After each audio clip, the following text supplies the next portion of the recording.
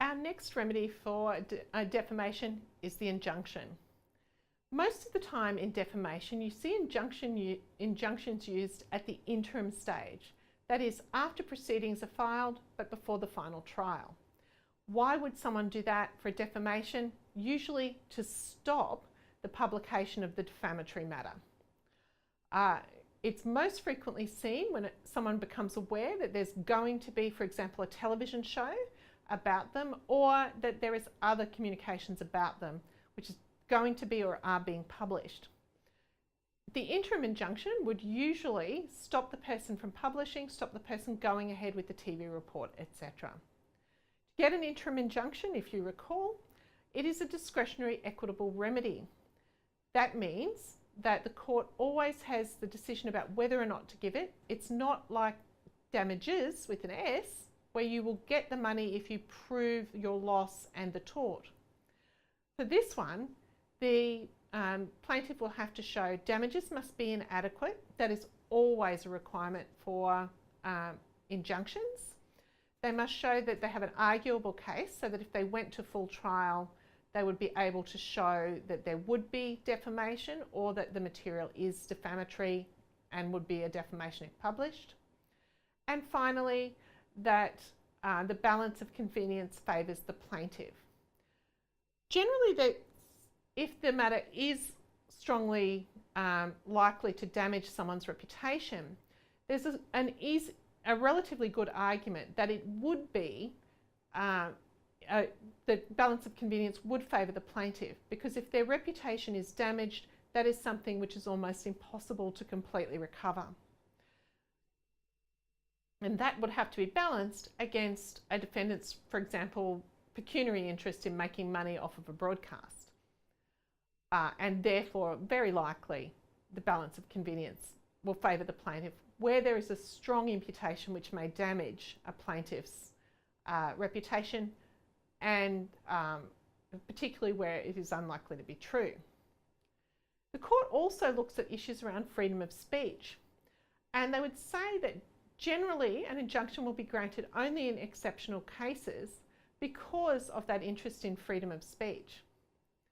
That is where it's clear the matter is defamatory and clear that no defences will apply. And it has to be so clear that a jury's verdict of no defamation would be set aside by a judge as unreasonable. So in Chappell and TCN 9, they looked at a situation where Greg Chappell, the cricketer, was touring the UK. Channel 9 proposed to run a news article claiming that Greg Chappell was having affairs while in England.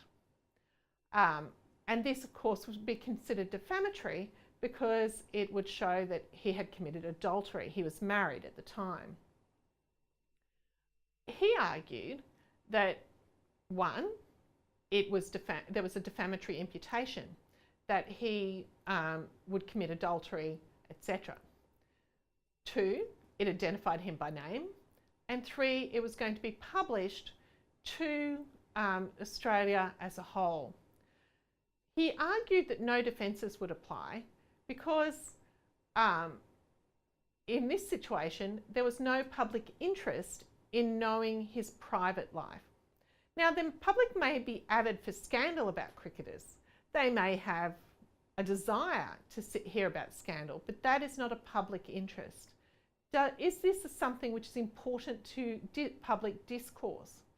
And no, the private life of a sports person who had not made that information public and who had not sought notoriety, for example, for their private life by claiming anything about it or making it a matter for public interest, was not a matter for public interest, so that defence was unlikely to apply, the defence of qualified privilege. And TCN 9 could not show necessarily that the items were true, and the court said in that situation, because of the likely damage to Chappell's reputation, they granted the injunction to prevent the showing of the information about his alleged affairs. Another example of an injunction being granted was Australian Broadcasting and Hansen. And what had happened in this case was, at first instance, Pauline Hanson had sued the ABC, which was playing a particular Pauline Pantsdown song. The image I put there is not from the song. The mashup by Pauline Pantsdown, who is a drag entertainer and a political satirist, included her words, I'm a, and then words which had been stated by various politicians, including Pauline Hanson, and included words such as I'm a backdoor man, and backdoor man was in fact the name of the song. Hanson argued it was incredibly popular. In fact, it was the fifth most requested song on Triple J in 1998. And Triple J, of course, is an arm of the ABC. Hanson argued that there should be an injunction because she was being defamed, and the implications included, so the imputations included imputations around particular sexual practices and used her voice in ways which included using small clips to make scurrilous statements which she had not made, etc. It identified her in part by images, but also by Pauline Pantsdown copying Pauline Hanson's appearance and using a name which was not dissimilar to Hanson. Pauline Pantsdown was a deliberate satire of Pauline Hanson, and it would be published, it had been published and would continue to be published on Triple J if there was not an injunction granted. The court looked at the song and they looked at the balance of convenience, the likelihood of Hanson winning a case versus the need for freedom of speech, and whether or not damages would be an adequate remedy. They said the song was particularly vulgar and offensive and likely to amount to an ongoing defamation if replayed. It had relatively little value for specific discourse around political matters and was rather more mockery.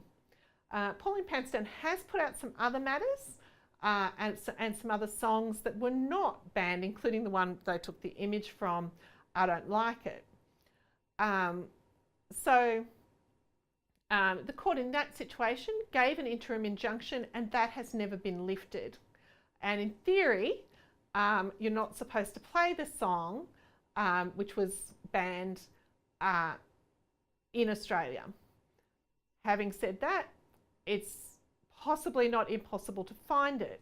But it is, and I don't know how the court would be likely to react to the continued publication of that song by various people on YouTube, etc.